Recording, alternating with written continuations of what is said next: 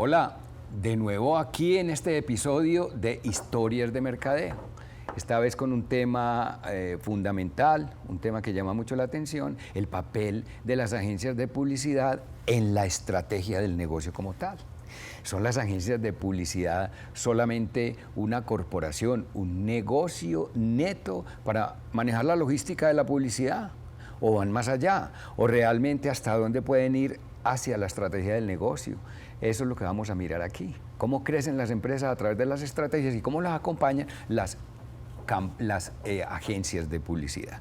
Para eso hemos invitado a una persona que es experta en el tema, muy representativa en Colombia y en Antioquia. Él es Santiago Vélez. Santiago, bienvenido a Historias de Mercadeo. Álvaro, muchas gracias, hombre. Muchas gracias por la invitación. Aquí ya dispuesto a aportar. Qué bueno. Santiago es una persona que estudió publicidad en la Universidad Pontificia Bolivariana y esto le apasionó y se fue y se hizo sus 3 maestrías a Madrid, España. Hizo una maestría en marketing, hizo una maestría en elaboración y producción de contenidos digitales, hizo una maestría en relaciones públicas. Se preparó y se vino a hacer lo que tenía que hacer desde ya hace mucho tiempo, Santiago, aquí hace unos 20 y pico de años ya en el tema de comunicación estratégica. Sí, en comunicación ya va a cumplir 20 años, es correcto, 20 años dándole. Qué bien. Y entonces vamos a hablar, porque Santiago es el presidente del grupo, se llama así, el grupo Comunicación Estratégica, una compañía fundada hace 45 años,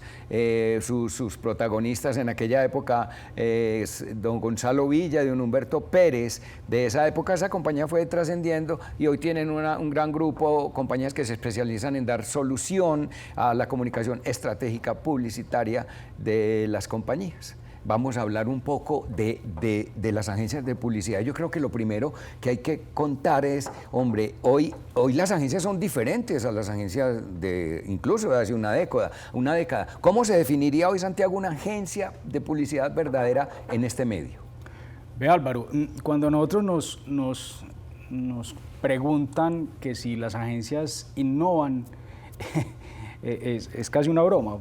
Las agencias tienen la obligación diaria de innovarse. Entonces una agencia como la conocemos o como la que tiene la gente en la cabeza, que es un grupo de creativos generando ideas creativas para una marca y para conectar a las marcas con los consumidores, pues digamos que en un principio es el deber ser de una agencia, pero no te imaginas lo que ha cambiado desde ese momento en el cual eran creadores de ideas creativas para conectar a lo que es hoy, donde una agencia de publicidad, lo que yo llamo, se vuelve ese punto de encuentro entre la estrategia corporativa de las compañías y la experiencia con los clientes. ¿Para qué? Para generar negocio.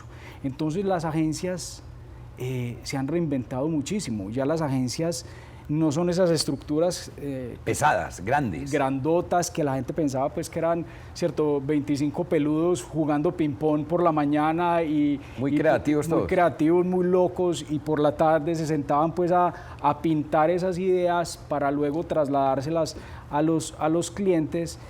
Hoy en día las estructuras y el core de una agencia es muy diferente porque estamos abocadas a generar negocio y a meternos en la estrategia corporativa de las compañías. Entonces nos volvemos un socio estratégico del negocio, no simplemente un proveedor de creatividad. Y es muy bueno entenderlo así, porque unas décadas atrás la agencia se limitaba única y exclusivamente a tomar, digamos, yo diría que era tomar pedidos. Lo que yo necesito una campaña necesito un lanzamiento para. Hoy las agencias se tienen que reinventar, como lo dice Santiago, pero reinventarse es estar más en la estrategia, estar metido muy fuerte en la estrategia. ¿Qué le pasa a una empresa, llámese grande, pequeña, mediana, que no tenga agencia de publicidad?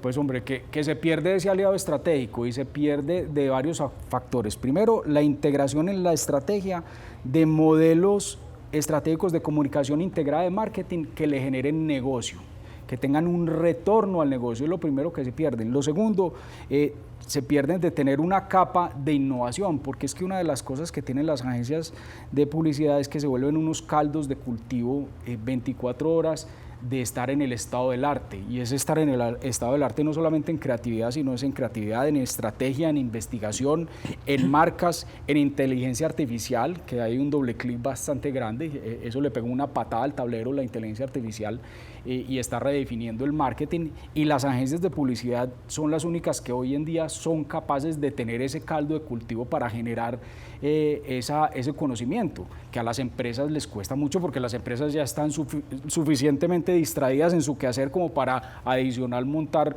unos departamentos o unos equipos para generar esa innovación. Entonces yo creo que eso es lo que más se pierden. Y por último, la vigilancia de la inversión publicitaria, porque es que eso es otra cosa, Álvaro, que cambió.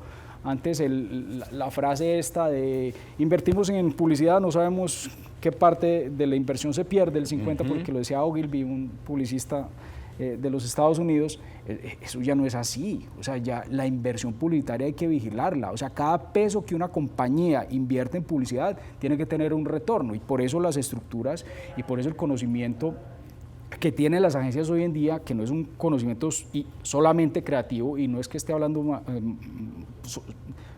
valorando más la creatividad es un must de esta compañía, perdón, de esta categoría, pero la vigilancia de la inversión es clave. Es que hoy en día las compañías tienen que invertir menos para lograr más. Porque hay que optimizar en un medio mucho más competitivo. La atomización del mercado, la atomización de los medios de comunicación es altísimo. Hoy en día una compañía, lo que tendría que invertir, Álvaro, una compañía hoy en día para que todos sus consumidores se enteren de su marca y de su producto, ya no hay billetera que aguante eso. Ya no hay billetera. Ya no la hay. En los 80s y en los 90s, ¿cierto? Con 2.000 TRPs, que es una medida de publicitaria, de impactos publicitarios, lo lograbas. Hoy 2.000 TRPs no haces nada. No se hace. No haces nada. Porque hoy la gente está en triples pantallas, en OTTs, en televisión inteligente. Entonces, vamos resumiendo algo. El tema digital rompió completamente el esquema de las agencias de publicidad. Totalmente. Todos nos tuvimos que poner a estudiar el tema digital porque eso nos estaba acabando y nos quedábamos ahí en los TRP, nos quedábamos en la tradicional, pero es que la gente estaba en Facebook, la gente estaba en otras cosas y nosotros todavía pensando en los TRP de un comercial de televisión. Pero eso rompió fuertemente, pero ya se puede decir que eso no fue nuevo, eso fue de décadas atrás. Pero hay una cosa muy importante que yo quiero que nos expliques, y es el tema de la inteligencia artificial. Viene entonces además la inteligencia artificial, y eso cómo empieza a romper ese esquema publicitario. Es que la inteligencia artificial, a diferencia del cambio con la integración digital en los medios de comunicación, es que va a cambiar el todo. O sea, es un nuevo orden del marketing. El marketing hoy está en un proceso prácticamente de reinvención, donde la inteligencia artificial como herramienta, y herramienta bien manejada, va a lograr una optimización de absolutamente todos los procesos, todas las metodologías y toda la operación de marketing de una compañía. ¿La creatividad la va a absorber? No la va a reemplazar, pero la va a potenciar, que es muy diferente. ¿Cierto? No es que la vaya a reemplazar, por lo menos te estoy hablando de 2025, yo no sé qué pasará en el 2030 porque esto va a una velocidad imparable, esto se está duplicando el poder de la inteligencia artificial todos los días, se está duplicando. Yo no te voy a hablar en el 2030, pero hoy va a potenciar la creatividad. Entonces, imagínate... Y la potencia es por lo que tiene, por las herramientas que ella tiene al interior, que puede abrir un poco más el panorama al creativo, que si no la tuviera el creativo no pudiera ser. Porque un creativo está limitado, el creativo de antes estaba limitado a lo que le entregara el cliente, a lo que le entregara el mercado y a lo que le entregara las investigaciones. Y a partir de ahí hacia un proceso creativo mental para generar unas ideas. Imagínate si a todo eso le entregas una herramienta donde muele la data mundial para generar y potenciar esas ideas ¿cierto? Y para transformarlas y conectarlas con la data y con el negocio de los clientes. Sí. Ay, esa es la clave, Álvaro, y eso hoy es lo que estamos haciendo. Pero muy de acuerdo en que eso debe ir muy junto, ¿no? Por ejemplo, vamos a hablar de un contenido. En inteligencia artificial uno le da el brief y te da un contenido, pero otra cosa es ese contenido solo con la inteligencia artificial y el de tener la persona que vive, que siente el mercado, que lo ha estudiado, que sabe cómo reaccionan sus clientes. Es ahí donde yo digo que hay una gran diferencia y hay que acompañar esa inteligencia artificial, de todas maneras hay que hacerlo. Hay que guiarla, porque esto tiene una parte de ciencia, pero tiene una parte de arte y de talento, y hay que guiarla, y uno no puede perderse en el territorio de la inteligencia artificial sin trazar un camino ordenado, un camino muy programado y muy alineado con la estrategia corporativa de la marca, porque si no, uno se puede perder en un bosque lleno de magia, pero que al final esa magia uno no sabe si le va a convertir y vas a tener un retorno de la inversión o no. Claro, total. Exacto, entonces... Pero vamos a hablar entonces de casos específicos como nos gusta a todos nosotros. Vamos a hablar de esos resultados. Ya hablamos de la teoría, ya hablamos de la transformación, pero vamos a ver qué es lo que viene pasando realmente. Vamos a hablar de casos particulares. Me llama mucho la atención cuando hablamos y preparamos los programas porque hay temas importantísimos. Vamos a hablar del caso de Avinal, un cliente del grupo. Y ese cliente, uno ¿qué le dice? ¿Qué le pongo al huevo? Lo pinto de otro color, le pongo ojitos, le digo cosas bonitas, le pongo una florecita. Es decir, estoy hablando de agregarle un valor adicional al producto. Bueno, aparte de tener otras cosas en su composición y en la alimentación de la gallina y demás. Pero hubo algo que los llevó a ustedes a pensar mucho más allá. ¿Qué fue lo que pasó en Avinal? ¿Cuál fue ese problema y cuál fue esa solución? A ver, Álvaro, Avinal es una compañía tradicional antioqueña, ahora tiene una operación en una gran parte de Colombia. Pero Avinal es una empresa que se dedica a producir un genérico, que es un huevo, ¿cierto? Entonces, un huevo es difícil meterle algo más y que tenga un valor adicional, porque un huevo es un huevo, ¿cierto? Es un genérico. Yo diría que es el purismo del genérico en cuanto a producto. Entonces, esta compañía, que es una compañía hermosa, una compañía que desde su administración le gusta hacer las cosas, yo diría que al límite de la perfección, nos decía cómo trasladamos al consumidor lo que hacemos, porque hay cierta angustia o hay cierta desesperación, porque es muy triste cuando vos sabes que haces las cosas perfectas, pero el consumidor no termina de entender. O con un esfuerzo muy grande, pero no te lo reconoce al consumidor. Claro. El consumidor finalmente ve en una góndola, en un supermercado o en una tienda, pues simplemente ve un huevo, punto, sí, con una marca y no más. Pero Avinal detrás hace una cantidad de esfuerzos en temas de sostenibilidad, en temas medioambientales, en temas sociales, en tema de deporte.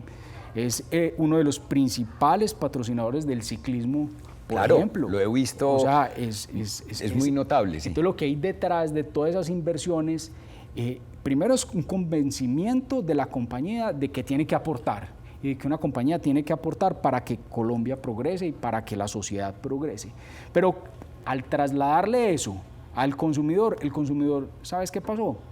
Paga más por un huevo de Avinal. Está dispuesto a pagar un poco más porque sabe y se conecta con ese propósito superior que tiene la compañía detrás de un huevo. Es increíble. Y Santiago, y quienes no están en el tema del marketing, por supuesto que también son públicos de este podcast, dirán, bueno, y entonces que eso hace que el huevo sepa más rico. ¿Eso qué es lo que hace en la mente del consumidor? Ese plus adicional que estás explicando. Cuando se conecta una persona con el propósito superior que hay detrás de un producto, todo le sabe mejor, porque comparte y comulga con un propósito, ¿cierto? No está simplemente comprando un tangible, está comprando lo que está detrás de ese tangible. Entonces no estamos hablando solamente del producto, sino de la marca. Por supuesto. Claro. Por supuesto. Bueno, ¿y eso qué resultados produjo en términos porcentuales? Lo que podamos saber, obviamente, en cifras. Pues hay cifras, obviamente, que son privadas, pero es una compañía que hoy está generando una utilidad muy por encima de la categoría. Es la compañía más rentable hoy en día en la categoría avícola o de huevos en Colombia. Y la imagen de marca ha cambiado, porque a ver, uno nota desde afuera como consumidor final, no como marquetero, como consumidor final, que Avinal tiene una connotación de marca muy superior. Exactamente, porque ha entendido y está jugando en ese territorio del marketing, porque estas compañías suelen ser muy, desde su estrategia corporativa, muy productocentristas. Y muy comerciales, netamente comerciales. Cierto, hacen una producción divina y tienen una red de distribución y una red de comercialización divina, pero Avinal sabe que tiene en su poder una cosa que se llama marca. Claro. Y supo trasladar ese propósito a esa marca y ese consumidor se conectó. Y por eso te digo, paga más. Pero no solamente paga más por pagar más, porque también sabe que tiene un producto, como entendió lo que hace Avinal a nivel de sostenibilidad, a nivel de producción, lo acepta y lo comparte, y lo prescribe. Entonces es muy bueno, es un caso de éxito muy bonito lo de esta compañía. Qué bonito, eso es un caso muy bonito. Muy bonito. Hay otro caso importantísimo de otro cliente de ustedes, que es Colanta. Colanta es un cliente del grupo y Colanta fue mucho más allá, pero solamente con el eslogan, desde ahí empezó un trabajo muy bonito. Es decir, Colanta viene del campo, su origen está en el campo y entonces ellos vieron algo más con la agencia. Contanos el trabajo que estuvieron haciendo alrededor de cómo trabajar el tema del campo y que la gente lo entendiera desde ahí.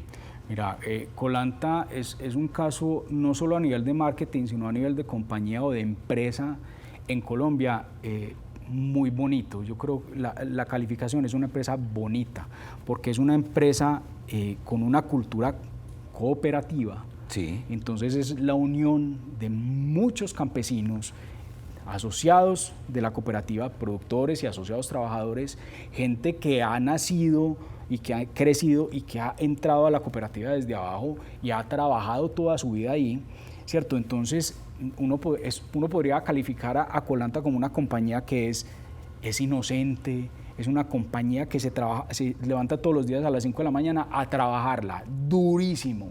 Y hoy, por Kantar, es la marca preferida de los colombianos, ¿cierto? Hoy es la marca preferida. La marca por Kantar es la marca preferida de los colombianos. ¿Por qué?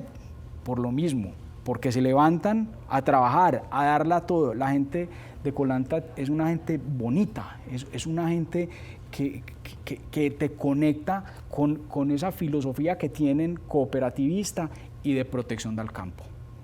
Porque es la compañía que vino a Colombia a proteger el campo colombiano para que haya ese círculo virtuoso, porque si el campo florece, las ciudades florecen. Si no hay campo, claro, olvídate, sí, estamos fregados. Pero eso es, Santiago, lo que le pasa en el campo y lo que ha venido pasando en Colanta, es real. Exacto. Y entonces, ¿qué es lo que ha pasado en la mente del consumidor relacionado con eso? Exacto. Entonces, Colanta, que tenía un claim de marca desde hace muchos años, Colanta sabe más, tenía que empezar a trasladarle y a conectar el campo, ¿cierto?, a los consumidores con el sabe más. Entonces, por eso hubo un upgrade del claim y pasamos de sabe más, sabe a campo, sí, ¿cierto? Y le transmitimos al colombiano que cuando se conecta, consume un producto de Colanta, está protegiendo el campo, está logrando que el campo colombiano sea vigente, porque sabemos que si no hay campo estamos fregados. Entonces, mira lo bonito del propósito superior de esta compañía, que insisto, es un grupo de cooperativistas que trabajan por el campo, como la marca fue capaz de trasladar, ¿cierto?, esa protección del campo a un eslogan y a conectar esa marca con los consumidores. Y es que el resultado está claro, la marca preferida por los colombianos, por encima de unas marcas que tienen pues unas maneras espectaculares de hacer marketing, seguramente más presupuesto, mucha trayectoria, unos capos de marketing. Pero entonces uno ahí mira dos cosas, unos productores que quieren su marca a la que le producen, y unos consumidores finales que reconocen su marca y la ponen por encima de otras marcas. Así es. Lograr eso no es solamente cambiar el eslogan. No. Sabe más, no. Hay que hacer acciones adicionales. ¿Qué más hicieron para lograr eso? Primero, Colanta tiene un portafolio de productos inmenso, entonces le llega a todos los miembros de una familia. Con algún producto le llega a todos los miembros de una familia. Entonces tienen portafolio, ¿cierto? Tienen calidad, Sí. y calidad demostrada. Ahora en todas estas problemáticas alrededor de las leches, que si son leches, que no son leches, Suero lactoso y sí, todo el todas tema estas vainas, Colanta siempre ha tenido el compromiso con el consumidor de que sus productos tienen calidad por encima de todo, ¿cierto? Pero mira que no es que salgan a decirlo, ni es que salgan a atacar a uno o al otro, lo dicen y son consecuentes con el producto.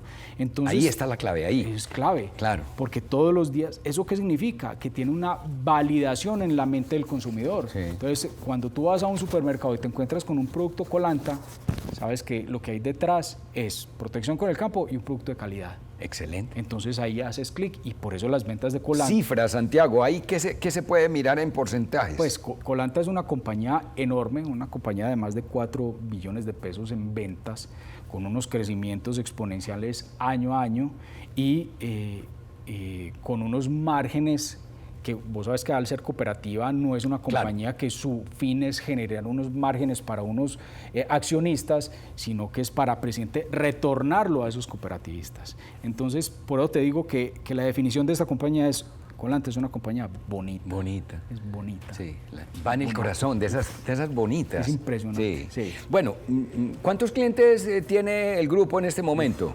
Pues nosotros estamos trabajando con unos 20 clientes en el día a día y también trabajamos muchos proyectos. Alcanzamos muy corto a un temita, pues que ojalá pudiéramos ver todos los clientes, pero yo quiero que no nos vamos antes de mirar un pequeño caso, pero estamos muy cortos con el tiempo, del éxito.